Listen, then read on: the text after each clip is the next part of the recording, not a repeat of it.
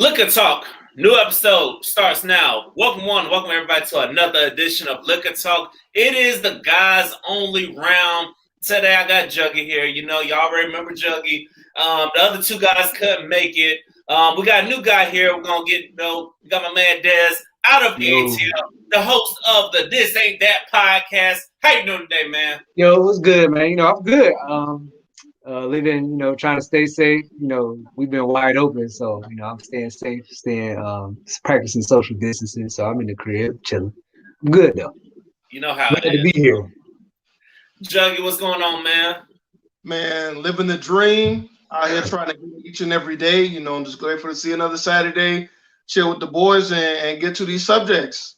Yes, we got some good subjects. I had to make you eat your words for a second, though. I ain't forget about the last that we did the guys only round. You said Mahomes was going to handle business. Oh, my God. He had most of his receivers drop an incredible number of passes, and he did make some very acrobatic throws. He didn't have no help. He did, though. He did that. I look like, damn, nigga. Like, shit. Like, I didn't know he was that mobile, honestly. I didn't realize that either. Like, he avoided a lot of hits. A lot of quarterbacks would have took them hits. Like, he was getting out of the pocket, making some shit that probably shouldn't happen. Yeah, I'm like, damn, is this Patrick Mahomes or Lamar Jackson or Michael Vick? Which one is it? Goodness. He's flying out the I'm like, God damn. Shout out to Lamar Jackson. Get that man some more help on the offensive line, too. Yes. Yeah, they do. Mahomes need more help on the O-line, too. The Chiefs cutting their tackles. They said, oh, y'all can't be doing this. Also, real quick, I'm going to shout out a black-owned business. Shout out to the Black Girl Magic. I'm showing y'all love because it's black-owned. You know what I'm saying? It's rare I do that, but I'm on y'all line today for this episode of this guy's only round of Liquor Talk. So, Dez, tell us about the This Ain't That podcast. Let's see. Well, it's me and my homeboy Rick Please.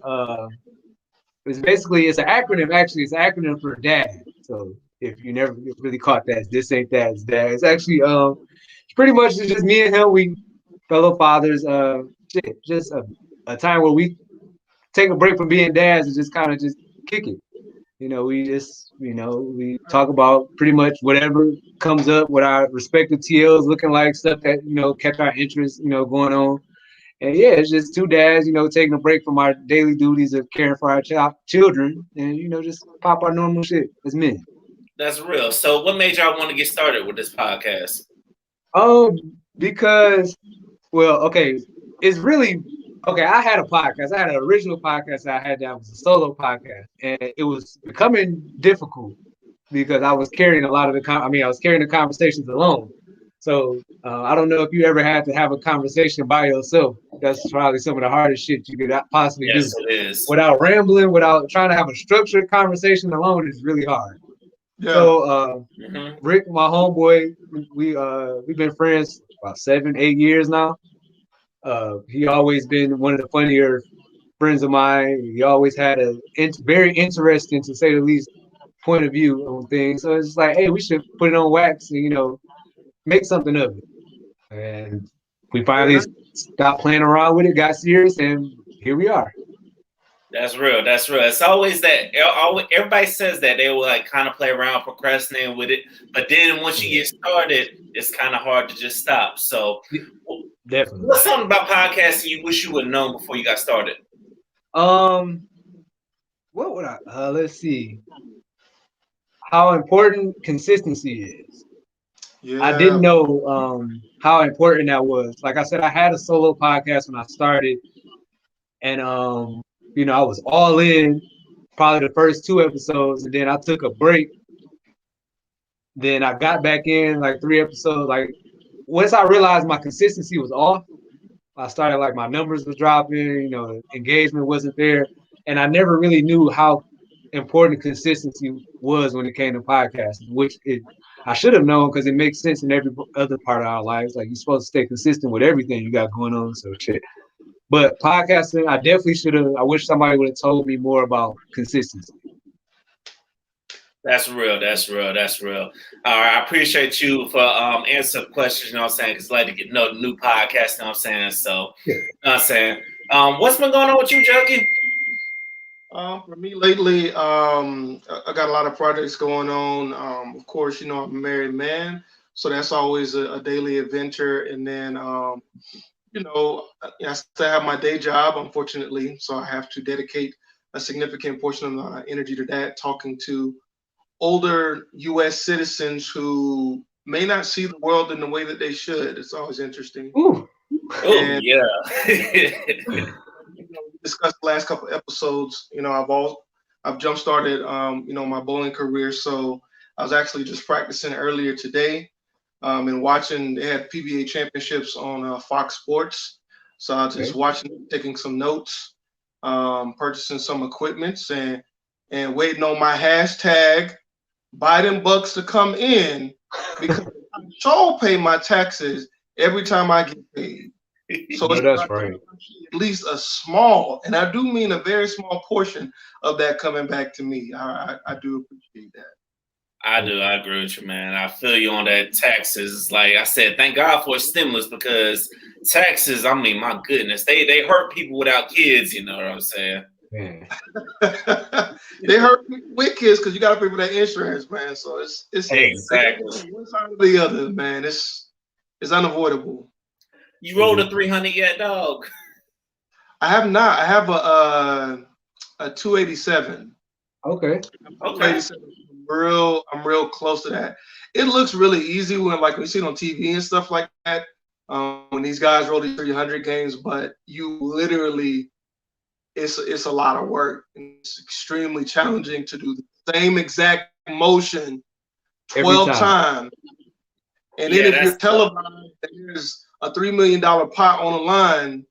It is very, very challenging. It's a lot more difficult than people think it is. People just like, it's bowling. But it's very tactical sport. No doubt about it. Yeah, I love bowling. Bowling, it's like, that's the thing about television. They make anything look easy, you know what I'm saying? Television, social media, they make anything look easy, you know what I'm saying? But in reality, that shit is tough, you know what I'm saying? So I feel your pain about bowling.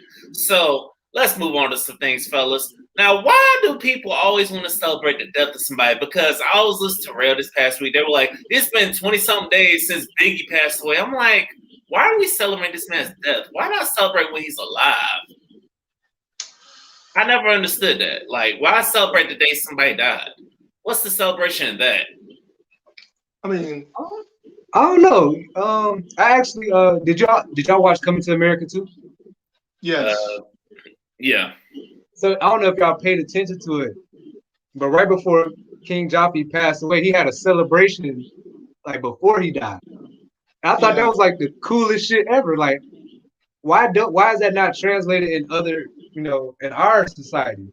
Like you said, we celebrate the day someone dies, but why is the celebration not brought into, like, the celebration of life is not brought before the death, like before it passed? Because funeral is supposed to be a celebration of life, but it's not really the happiest times. It's really a hard time to celebrate. But I thought that was kind of sweet. Like, oh, they celebrated him right before he was able to see everybody, speak to everybody, be celebrated. And then he passed away. His death was, a time of mourning, and then that was it. And it's like, we do have a weird complex in the United States of celebrating like death in itself. And it's very hard to pull yourself to celebrate the day someone stopped existing on our earth. So I still have a hard time understanding why we do that as a country. Yeah, I definitely agree with that. I definitely feel like somebody need to be celebrated before they die. But I feel like if somebody is celebrated before they die, that means they know their time is coming. And then some deaths, you don't really know it. It just comes out of nowhere. It just hits you out of nowhere. Like if it's somebody like under a certain age, it's like you don't even know their time is coming. It's just taken from them, Right. True that. And the other part about it is look at the type of society we live in. Our society is, we want to work you to the bone. And then the news cycle said we need to make some more money off of this famous death after you're gone. So the society doesn't have, we're going to give you this day off to spend with your family or your friends other than major holidays, when they know people are going to travel no matter what. So I think it's just a societal issue. I mean, people working 70, 80, 90 hours a week. We don't even have time to sit down and eat a decent meal, much less spend time with those people, give people their flowers while they're alive.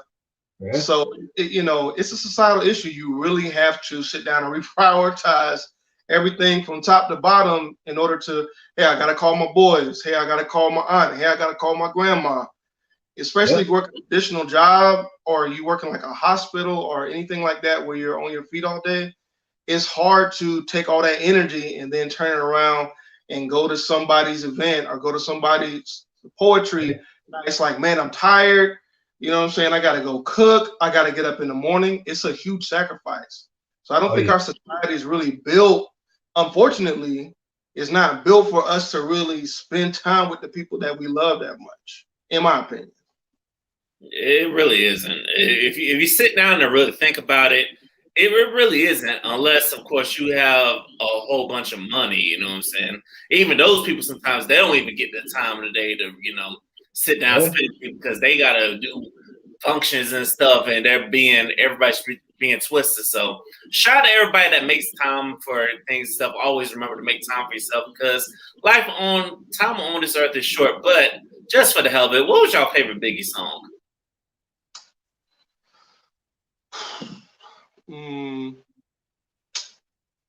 Man, I can't think off the top of my head. Terrible. It's Saturday night, man. Y'all cut me some slack. I know, man. I know it's Saturday night, man. I can think of about 3 or 4 songs. I have the lyrics in my head. I just don't remember the titles of them. I have a confession. I really don't listen a whole lot to Biggie. Okay. I try to artist tour in the here and now, unless I'm at like a party or something like that, because I mean, the man wasn't really celebrated like that when he was alive. I feel like if Biggie was still alive, he wouldn't even be as big as he should be. It's because of the way he died. Is like we really immortalized his music. Unfortunately, depending on how you look at it. Yeah. Of course, Juicy. I feel like everybody knows Juicy. Warning. Sky's the limit. That's actually one of my favorites. I wish I was old enough to be in that video. I feel like I would have loved to be a kid in the Sky's the Limit video. And 10 Crack Commandments, probably one of my other favorites. Because I actually also just rewatched that the Netflix documentary on Biggie, which is pretty dope. They actually talked about, you would have thought that we had already heard as many stories as we could have heard about Biggie, but they really touched on some things that we knew nothing about, like his Jamaican upbringing and stuff like that, where he kind of really got his musical background from. That was pretty dope. Yeah, when I saw that documentary, I'm like, this should have came out years ago because I'm learning this about him. It feels like I'm just learning a whole bunch of new stuff, but I would say the 2 that you didn't mention was, of course, Big Papa was probably my top one, and then Hypnotized, and of course, Sky's the Limit, and then One More Chance. I didn't realize there was so many remixes to it. I said, damn. Yeah. Is that the original song is what the Barge family, isn't it? I think so. Yeah. I didn't realize that until I heard. I said, "Wow, that's interesting." Ladies and gentlemen, this is Liquor Talk. The more you drink, the better we sound. This is the guys only round for this month. So I want to give a quick shout out to some ladies out of Philadelphia, the Philadelphia area. They're based in Delaware, known as the Girlfriends Experience Podcast. That episode with them will be dropping next week. But they had some questions for the men. They're like, the first question is, what is our mindset when we say things to women? You know what I'm saying? What are we in the mindset of saying stuff to them to piss them off? Or what is our overall mindset of when we're having conversation and we say some things that, you know what I'm saying, we probably didn't think about?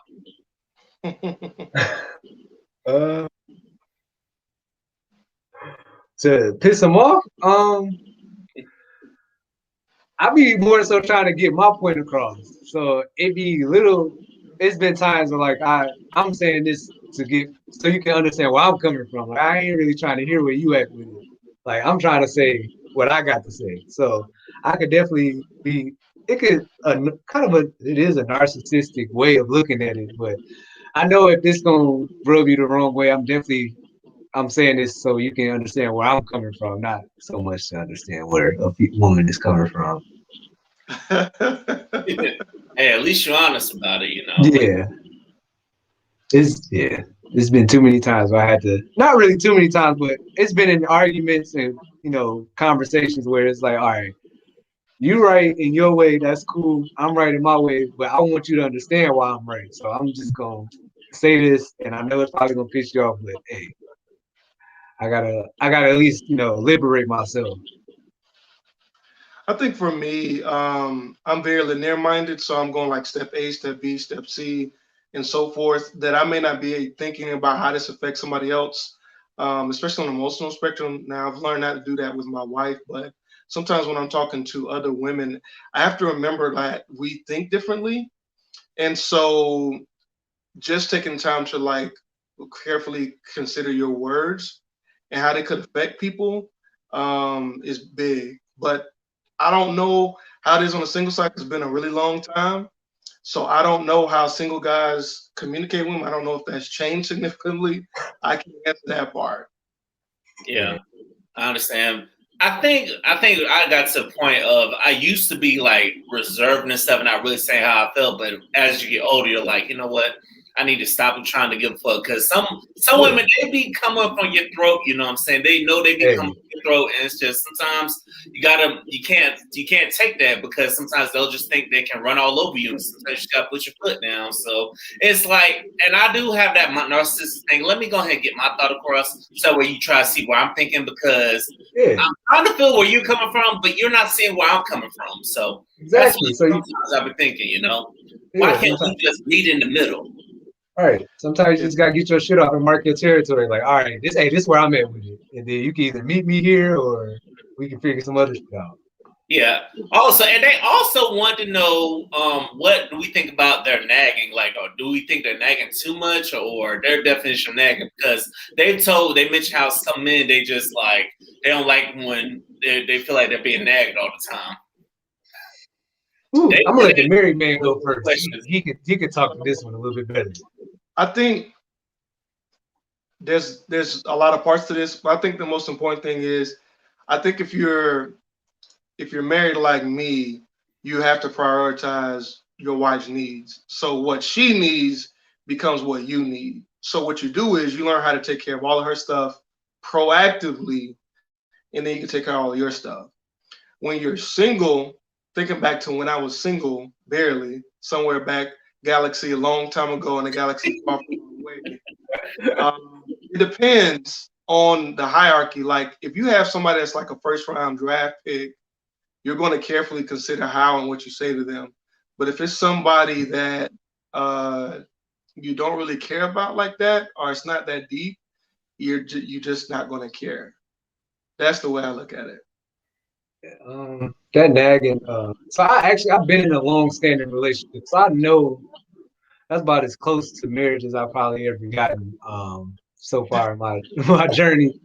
But what I did learn, like you said, her needs are become your needs, and you learn how to fulfill those. And once you don't, that's when the nagging begins, and it don't stop. And they will make sure they don't let you not forget why they nagging. So it's best bet to just not really make them like do whatever they say, but it's just like you want peace, you better bring peace because the moment that you don't bring what they asking, they'll never let it go ever. Exactly. They will not let it go. They won't let you hear the end of it, you know what I'm saying? Because when I was dealing with some people, you know what I'm saying, it's like I learned quick that, let me just go ahead and get her what she need or whatever she want, you know what I'm saying? Especially if she's taking care of me in return, you know what I'm saying? Yeah. Now, if you're not doing but I've learned that sometimes you gotta be selfish because like me as a man, you like, I'm doing all this for you, but what the hell are you doing for me? So it's like in some ways, I understand why you can nag, you know what I'm saying? But I do know I'd rather you go ahead and nag me than you, because if you stop nagging me, you're probably thinking about another nigga, or you're probably dealing with another nigga, you know what I'm saying? You know what I'm saying? That's the concept I learned over the years. Like, when they stop caring, they probably turn to another nigga. Yeah, so it's the nagging is irritating, but once it stops, oh yeah, you might as well pack it up and go home because you're in a spot of no return once they stop nagging. Just a caveat to that: when you're in a long-term relationship or when you're married, once you learn like I said earlier, to take care of everything up front, and needs will change over time, then you could kind of just have peace. And that peace is so valuable. So that's what I'll say to that last part. But, yeah. Yes, that's so valuable. So, ladies of the Girlfriends Experience podcast, I hope we answered those questions for you. You know what I'm saying? Ladies, to any black women listening to this podcast, listen to the guys on the round. If y'all got a question for the fellas, feel free to hit our DMs. You know what I'm saying? Feel free to hit the DMs. If you got that, like I said, and we will get that question on for you because, hey, we here for us men, because I know there's some men that need to be held accountable as well. But also, we here for y'all to give y'all a mindset of what us men thinking, because we're always curious. What I've learned is we're always curious about what women are thinking, and what I've also learned is they also curious about what we thinking, because I've had plenty of women saying, "Yeah, I like listening to when you do the guys on around," because they like to hear what we think. So here we are, fellas. So. Moving on. Did y'all know the NBA All-Star Weekend was this past weekend, right? Hey, I already know where this is going. Come on. Oh, you know. My question is, what the hell do you think all these idiots that traveled unprepared? Like, who the hell needs to make a fucking GoFundMe page because you broke and didn't? And then some of them, what the hell were you thinking? Buy a one-way ticket to Atlanta. I don't care what you do, you always get a trip home. If you don't get nothing else, you buy a round trip ticket. And I know women got pretty privileged. You can, you should have been able to maneuver through that whole weekend with, I done seen women operate with less and get drinks paid for, hotel stays accommodated. So not saying that you got to really just throw yourself out there, but there's men out there that are willing and ready to fund your fun. So I find it very hard to believe that somebody really went down with one way, like, yeah, I'm just going to wing it and we're going to take it from here. Yeah. Number one, COVID. So a lot of people shouldn't even be considering going to Atlanta in the first place.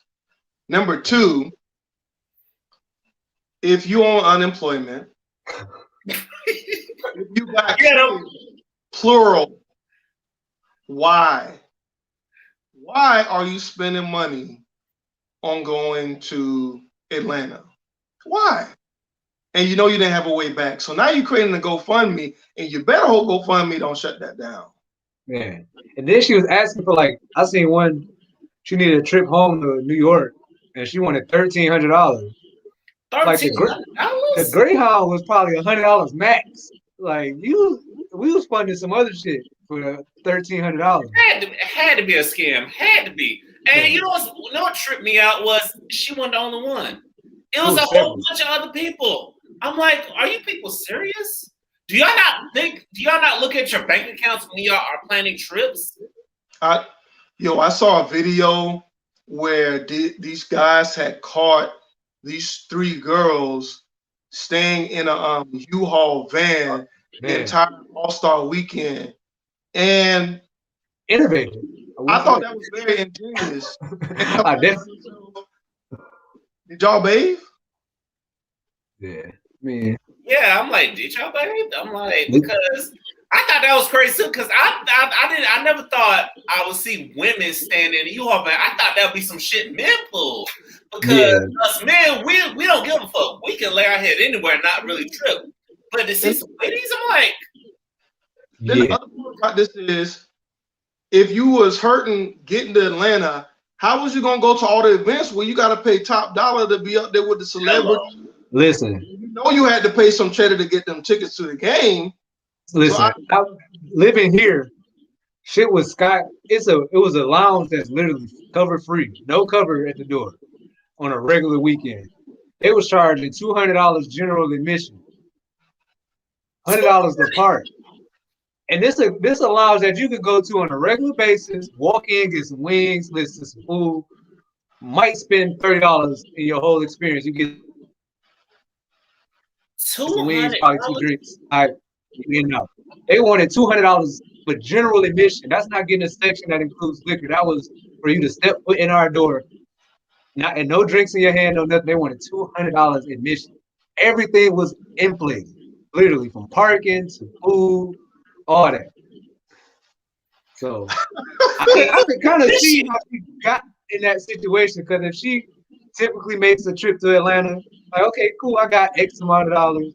This should get me through the weekend. Did she get there and oh shit double? Now she asked out. But then again, she shouldn't have. Shit, if you going on that type of a budget. So how much unemployment are people getting where they're able to get to Atlanta? I don't understand, because unemployment in Florida is like that. It ain't nothing in that. Yeah, it ain't nothing like it was when it first started, like when the pandemic first. I think everybody, I know me originally being from Michigan, I think Michigan residents were getting like an extra 600 on top of whatever they were already getting. Damn. Yeah, so I'm not sure how it carried out throughout since then, but I know when the pandemic first hit, like people were getting like, it was arguments that people were ready to willingly get fired so they can get unemployment, because people were getting more money than they were making at work at one point in time. That's ridiculous. That is ridiculous. That's so ridiculous. I was like, wow. But I'm just like, even that's why I understand, because I know some locals in Atlanta who they say straight up, I'm just chilling, you know what I'm saying? And that's how you know somebody's from that city, because they gonna chill for that weekend, because not everybody was in Tampa partying when we hosted the Super Bowl. It's like, even though the Bucs did make it, but not everybody was going out in Tampa, because we knew people were on taxes and stuff. And also, you got to prepare for that kind of shit, you know what I'm saying? So it's like, if I travel, I got at least a band with me, you know what I'm saying? So that way I'm prepared for the bullshit, because you never know what happens when you travel. So, and especially All-Star weekend, I would have at least have like 3 or 4 bands with me to make sure, you know what I'm saying? Make sure we good. It took me, I'm 20 minutes, I'm a good 20, 25 minutes from the city.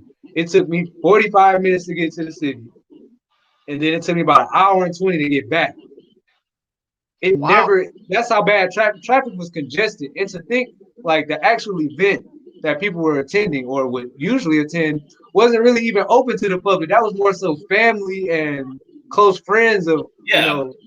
So like people were here and like tell y'all asses not to bring y'all asses to Atlanta for this. Literally, they tried to do everything they could in their possible power. No NBA sanctioned parties, like they couldn't use NBA players, no logos. They told NBA players they couldn't leave a hotel after a certain time. Like they tried to do everything that they possibly could to stop what happened, and it still happened. But on the other side of this, we got to still talk to the NBA execs, Adam, about why did y'all have this event in the first place? Because when I saw the game, it wasn't no spacing in the stadium. That thing was packed like it was pre-COVID. So I'm trying to find out, they did so good during the bubble, what changed to where they had to have All-Star game weekend versus the regular season games? I don't understand that. Listen, you know, I think it's that money, because you got to think the NBA All-Star game, that's TNT's big spotlight. So them network executives from Turner were like, them TV contracts, they ain't messing that money up. Yeah, Turner was like, oh, hell no, we ain't messing that up. And I'm just like, and that's right here in Atlanta. Yeah, and then you watch the event from like, it just felt rushed. It didn't really feel like a real All-Star game, you know what I'm saying? Because previous years, it was lit. The slam dunk contest was lit. The only good thing was the 3-point shootout. That's probably the only good thing.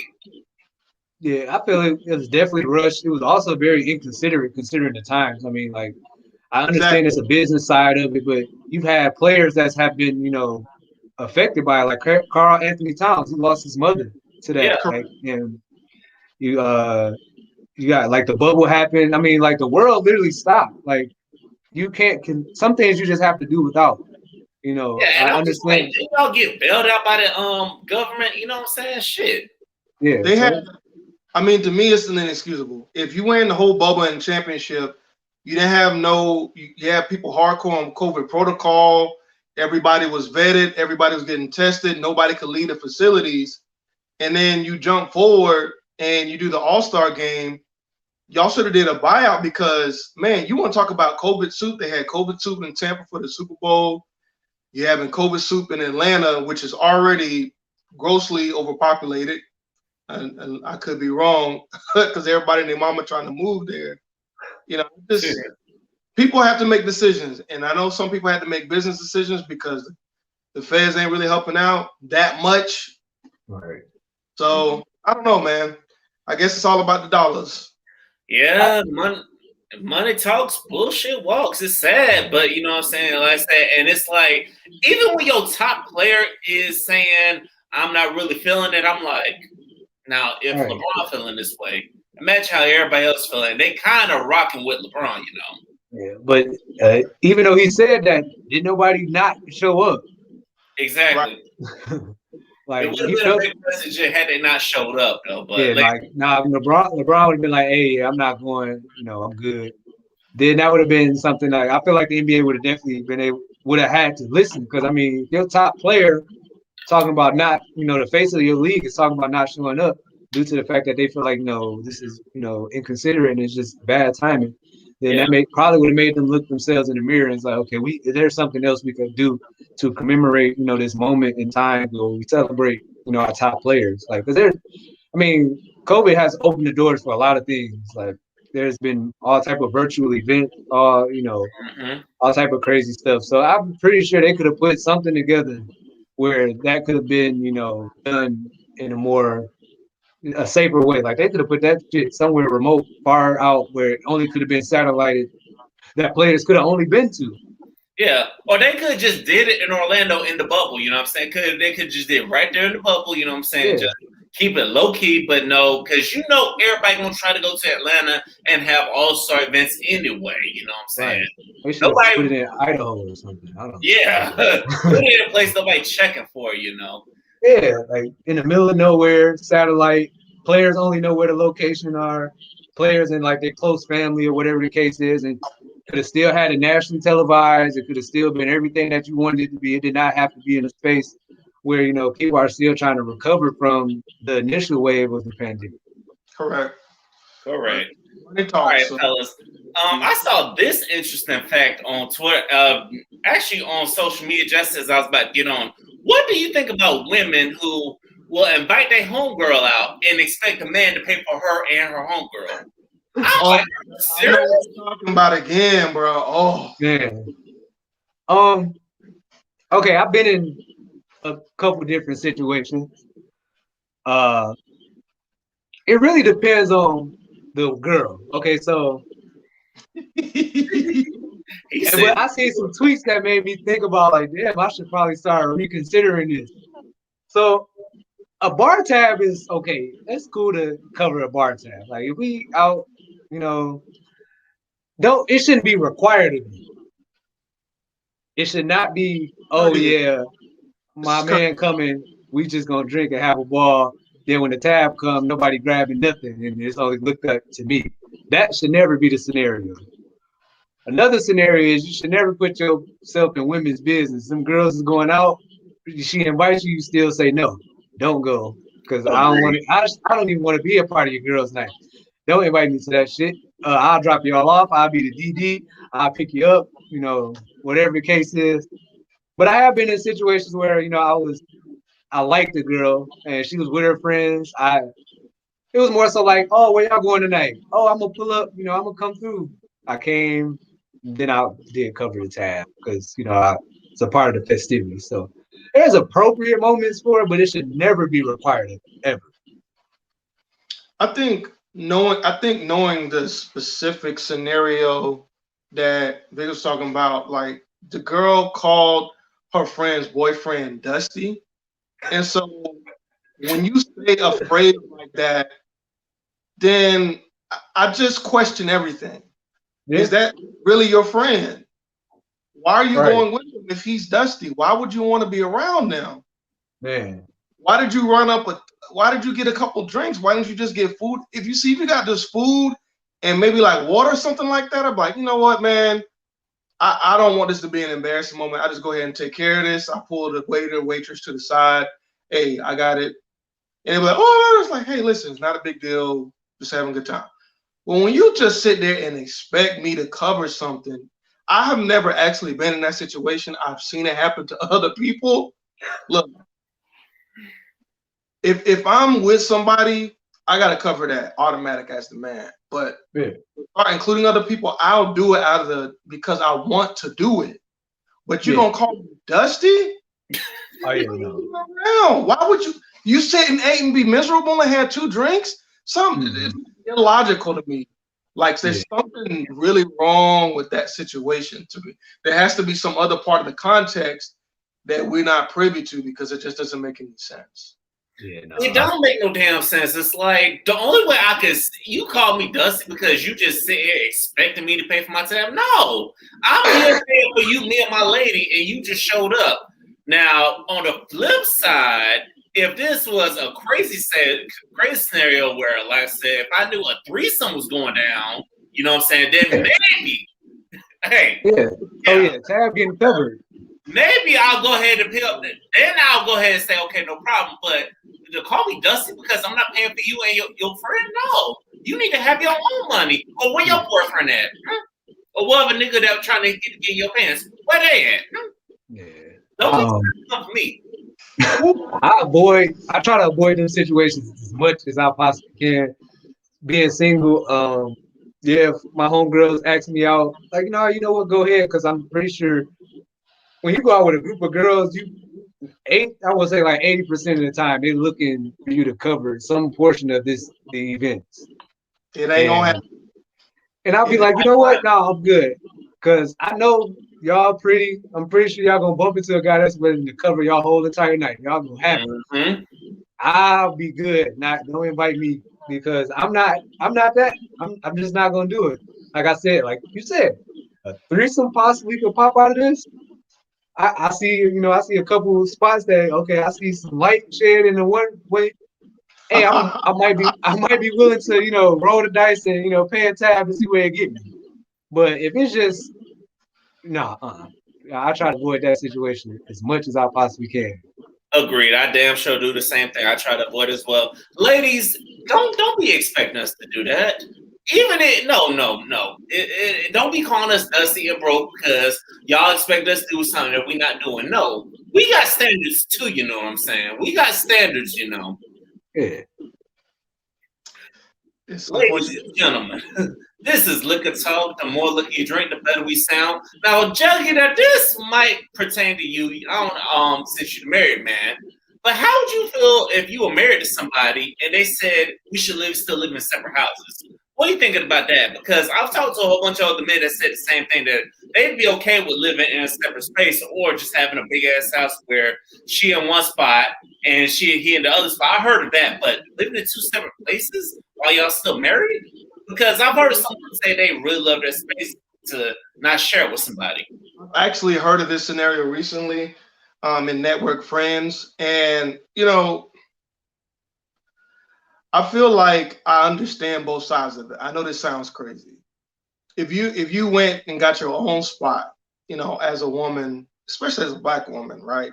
It's not an easy thing to do. And so let's say you get with somebody, you're used to having your house set up the way that you want. Especially with the market, the way it is right now, it's a seller's market. I can 100% understand needing to have your own space. But for me, I feel like if you guys combine forces to get that size residence where you have your space, you got your man cave, she got her she shed. I mean, if y'all balling like that, more power. But honestly, both parties should be able to have their own space. Then you have your communal space where y'all do things together. Both of those are important. I don't understand this concept where, like, people are getting on Trevor Noah as a popular example. He said if he ever got with somebody, he would want to have a separate living space. I know that he went through things growing up. I don't know all the deep-seated issues to that extent. But if you're married to somebody, you're married to them. And so you can't. I think it was who was the name was Serge Ibaka's wife? What's that girl name? I think yes. I think she said something about she needed time away, like she needed like a couple weeks or something like that. She got kids, got a husband. I personally, I wouldn't have any problem with that. I want my wife to be mentally, emotionally 100% at full capacity. Yeah. So that recharge needed, but just to have a regular basis, on a day-to-day basis, you live in this house and I live in that house, I just don't see the point of being in a relationship if you got to do that for the most part. I'm sure there's exceptions to that because there's a lot of stuff going on and I'm not privy to it. But, you know, get a she shed, you get a man cave, you know, you earn enough to where you're able to get both. That should be enough. If you guys are really actually into each other, which might be another major concern if that's going on. So,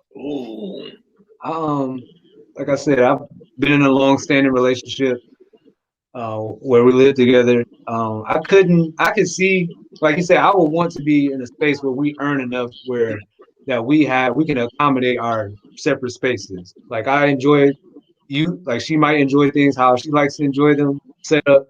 I like to enjoy things how I like to enjoy them the way they're set up.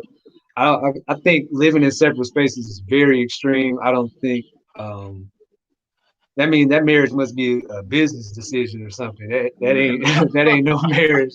That's what that sounds like. For real. That ain't based on no love. Because I mean, as much as I was raised as the only child, so as much as I love my own space and being alone, I do enjoy company. I enjoy being in someone else's intimate space and someone being in my intimate space as well.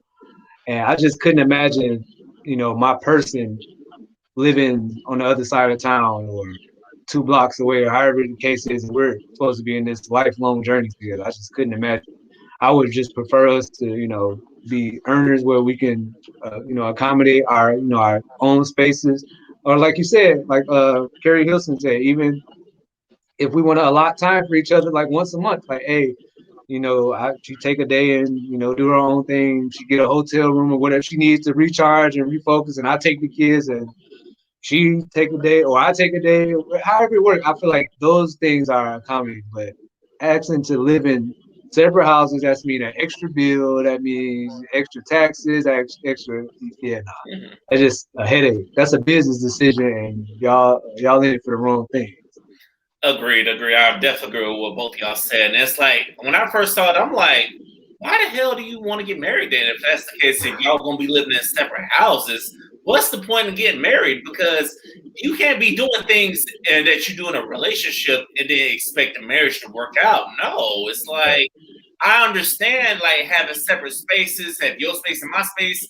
Cool. I'm cool with that. Also, if you need to go away for some time, go away. Do what you got to do to recharge, because if you feel like you need to have a mental breakdown, just let me know. You know, so we got to communicate. But that whole separate living thing, no.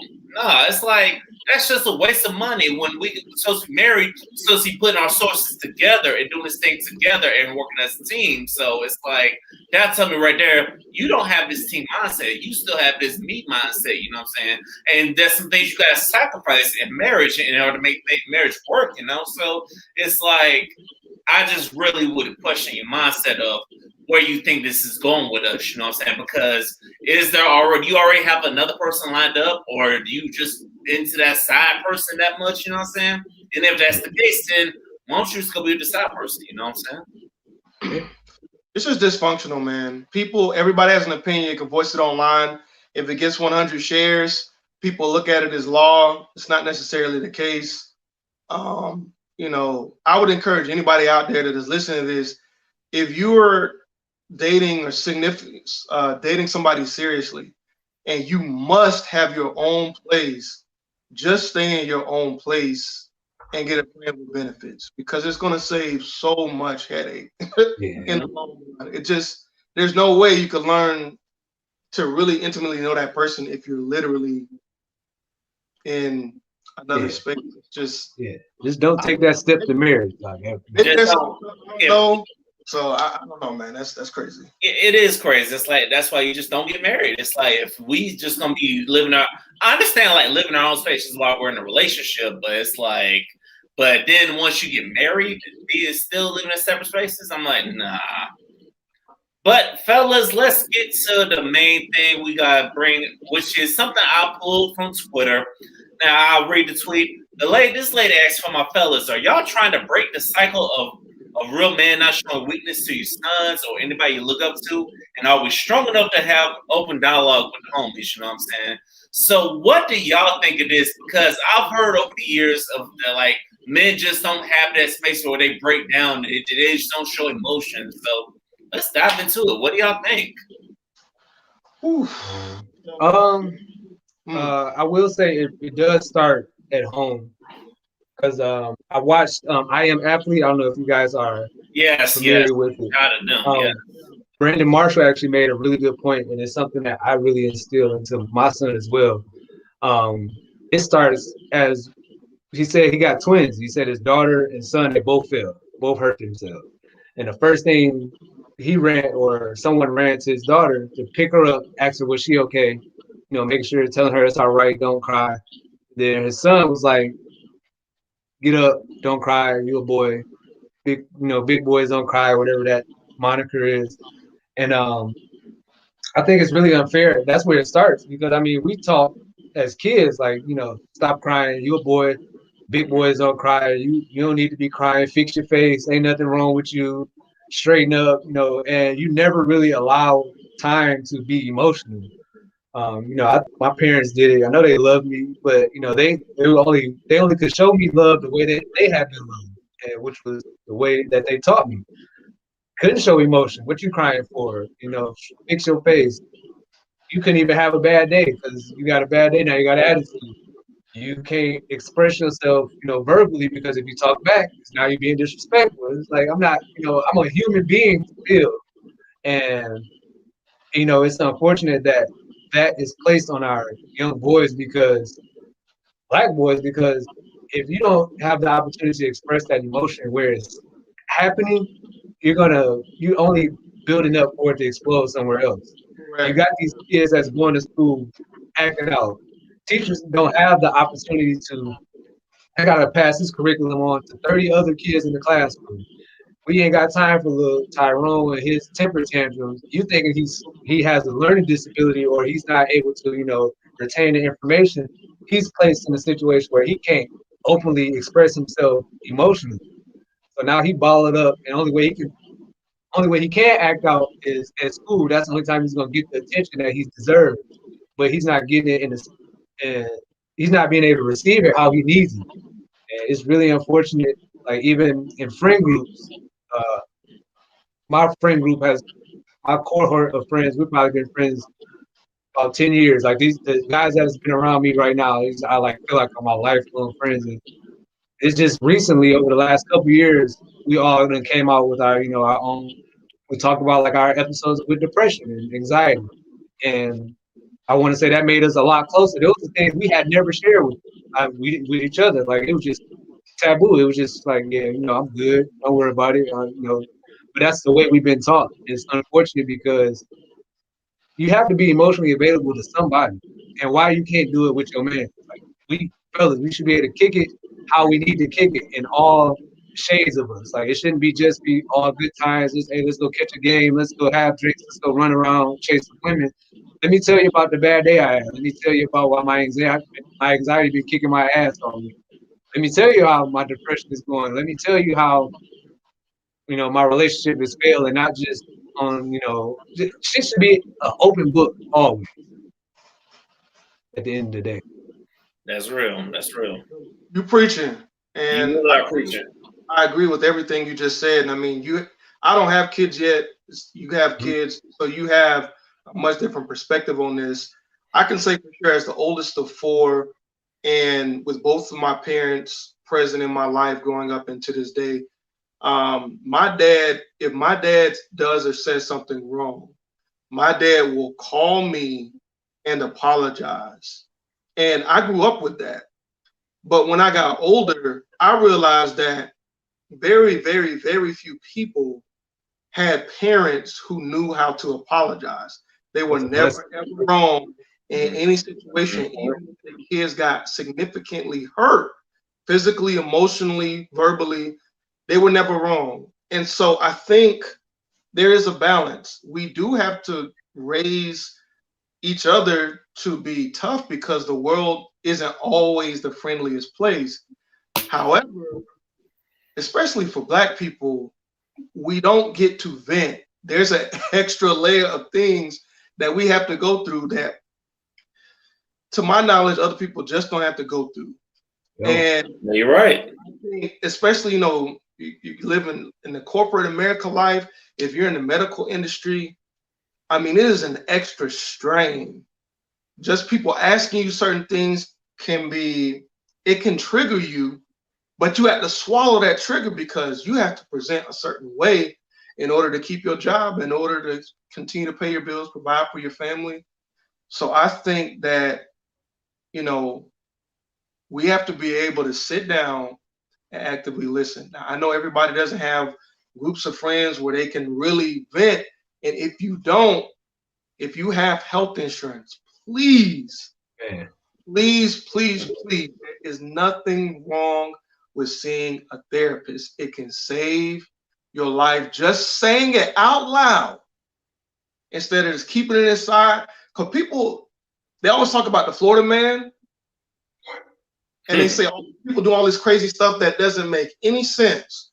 But if you really look closely, people bottle stuff up for years, decades. Mm-hmm. It has to come out. You're not a robot or an AI where you can just process information. You have a soul, you have emotions. We have to learn how to, at some point, you have to be able to trust someone and develop friendships to the point where they just actively listening to you. Again, if you don't have that, please, you can go to Big Brothers, Big Sisters. There's all types of organizations. There's 1-800 numbers you can call where at the very least, you could just get it off your chest. Because if you keep it in, especially for men, this, all right, I'm good. You just got shot through your kneecap. I'll be all right. I'm a hobble, bro. I'm good, man. Bro, you need to go to the hospital. Man, take your ass to the doctor. You need to go to the hospital to make sure that you're going to be able to walk correctly again. Don't go home and put a towel. We've been doing that for so long. It is clear that it doesn't work. Yeah. No. You know what they say the definition of insanity is? Insanity is doing something over and over again, expecting a different result. This generation, we got to be the generation that breaks all of these things. You know what I'm saying? I've had to, growing up, there's some things that when I got to FAMU, I had to unlearn. I had to learn how to be okay to vent to somebody or learn that people could be telling me something for my own good and not just teasing me, you know what I'm saying? It's like, and also I did have to forgive my mother because it's like she always quick to beat me down if I showed any sign of emotion, you know what I'm saying? But then growing up is when you realize that her parents probably didn't teach her everything. So sometimes we had to forgive our parents because their parents didn't really teach them because the cycle begins, you know what I'm saying? And so on and so forth, you know? So, and I do strongly feel like we need to see a therapist, and also we got to watch the people we vent to and show emotion to, because I did that in college. I showed some emotion to some guys in college thinking they were for friends. Years later, I find out this cat behind my back talking about my back like, oh, he was crying and stuff. He was doing this. I'm like, what the fuck is wrong with that? You know what I'm saying? And if somebody cries in front of you, that means you're a real friend to them, because it's like people, we don't show our emotions to everybody. So, and you cannot. And also, if you take that for granted, belittle somebody for showing emotion, guess what's going to happen to you? You're going to be asked out of a friend because you're going to be like, damn, where are they at? Because I feel like if I show you emotion, you can show me emotion. You know what I'm saying? It's not to be robotic. You know what I'm saying? And also, if you don't have those friends, you can go on and also, you know, like I said, if you don't have those friends, go see a therapist. And what I've learned over the years is you can DM somebody on social media. You know what I'm saying? Because I've had plenty of days where I was kind of upset about something, and somebody in my DMs coming like, "Hey, you all right? Just if you need to talk, I'm here." You know what I'm saying? That's you know what I'm saying. So shout out to those people on social media. Like they could be in a totally another state and they'll be hitting you up. I'm like, wow, you know. So take advantage of those people, you know. And also, we definitely got to be that safe space to each other, fellas, because yeah, we can kick it and stuff, but hey, men show emotion. And ladies, and if you got a real woman at home that's there for you, don't take it out on her. Show her the emotion, you know what I'm saying? Let her vent. Maybe she'll come with a solution for you, you know what I'm saying? Because some women are really smart, you know. You got to use them to your advantage. Yeah, definitely. I actually want to piggyback off what he said. I want to say to have a father that apologizes to you is a blessing. Like, yes, it is. really That definitely is. I Because, think. like I said, me and my parents were close. Like, my mother passed away 6 years ago, Damn. but my dad, me and him still like this. And even in my journey of podcasting or being a father myself, I've had conversations with my dad that I had never had before. And it, like you said, we had to put ourselves in a space of forgiveness because that's how they were only taught. They were only taught how to love. The only way they could love was how they were shown love. He could have never shown me any other type of love if he hadn't been shown that. And I think the biggest thing that we really need to do when you guys ever do have children, or just when you're in a space with your friends, is it's like, even though the world is taught us to, we know the world is ugly. We know the world is hard for a black man. It's like the first enemy shouldn't be at home. Like, parents are quick to like, the world don't love you. The world not gonna do you this. They're not gonna do that. So to be the first person to teach that, you should be able to. The love should come from the house. It should be coming at home. Your house should be your safe space. Your house should be where you can be whoever you need to be. The world is gonna be with the world always, but at home should be a safe haven. It should be your space to vent, express yourself. Like our friend groups, they need to be our safe space, our safe havens. The guys we talk to, the women we, introduce in our lives, this should be our safe space because the world gonna be what it's always been, and it ain't gonna change. But what can change is how we deal with the things that come to us from the world and how we are able to process them. And we definitely have to put ourselves in positions to be open to the people that we're surrounded with, because they care about us. They're there for a reason. They're not just there to be, drinking buddies and turn up guys and somebody just to kick it with and have drinks with. Like, these are people that care about our well-being. We shouldn't shut them out because of outdated process. They don't work anymore. I'll even go so far. I feel so strongly about this. If you guys want to DM me, if you don't feel like you have nobody else to talk to, shoot me a DM. Follow me at BLJ Bowling. Shoot me a DM. I'm more than willing to listen because I do understand where you may be in a space where you feel like, well, I want to tell somebody this, but I feel like I don't know who I can trust to tell this information. Unfortunately, that is a situation. So if you feel inclined to do so, send me a message. I will be gracious enough to sit there and read the whole thing and try to give some sage advice from the little bit of knowledge that I have, because let me tell you something.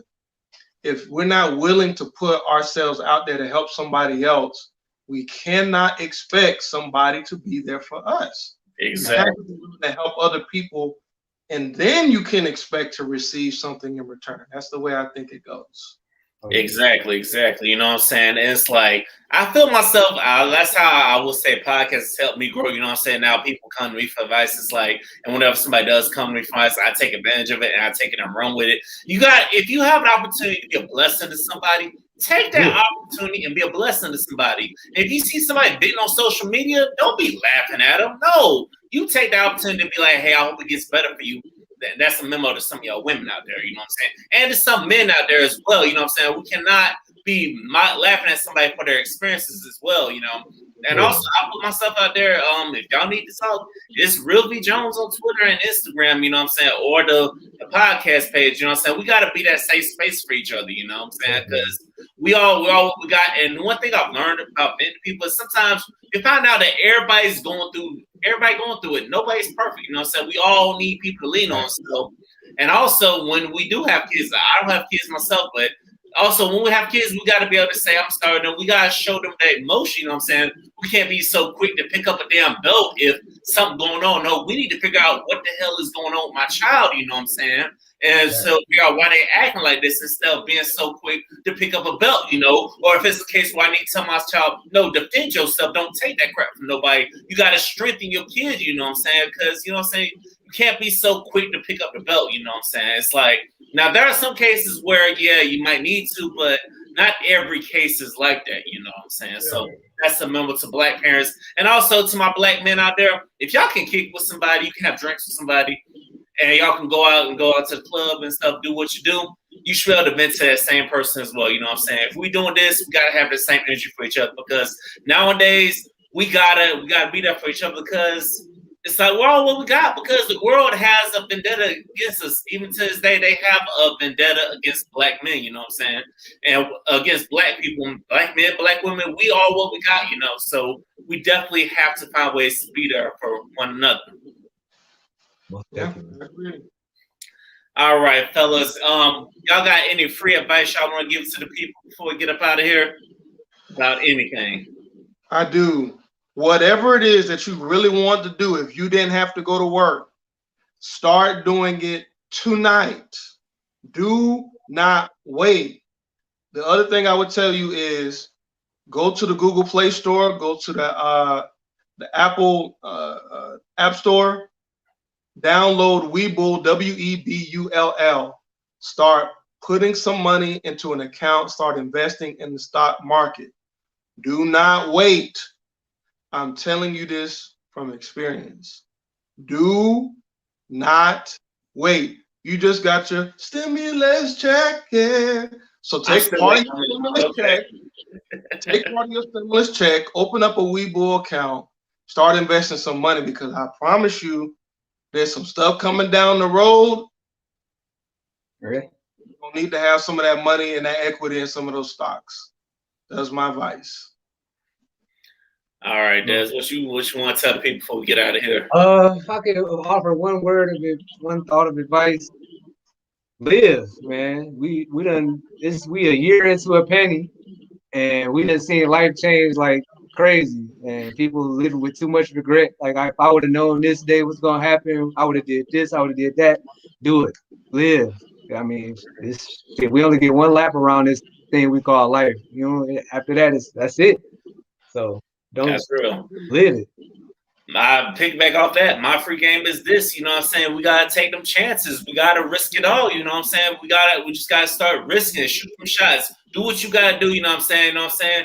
We just gotta go for it. Like it's football, it's fourth down, we just gotta go for it. You gotta no other chance. We gotta live every day like it's meant to time with urgency, you know what I'm saying? Because we done made it this far, you know what I'm saying? So what's the worst that can happen? And if the worst does happen, guess what? Pick it back up and just keep going, you know what I'm saying? Just build it. And also stop calling them L's, because you learn from it. You just say you learn from it, or you ran out of time, you know what I'm saying? A loss is a learning lesson, or you just ran out of time, something like that, you know? So that's my free advice for the people. Also, I want to thank the fellas for coming through. Des, I know this was your first time coming on. I hope you come back again, man. You know what I'm saying? Hey, whenever, just hit me up. I'm good for it. Hey, Juggy, you already know what it is, man. I appreciate you for coming on as well. You know what I'm saying? Don Marco, I hope to get you two back on whenever, you know what I'm saying? Still got love for y'all, even though y'all, you know what I'm saying? But ladies and gentlemen, this has been Liquor Talk, the guys on the round. I hope y'all enjoyed this. Until next time, we are out this thing. Be easy, everybody. Peace.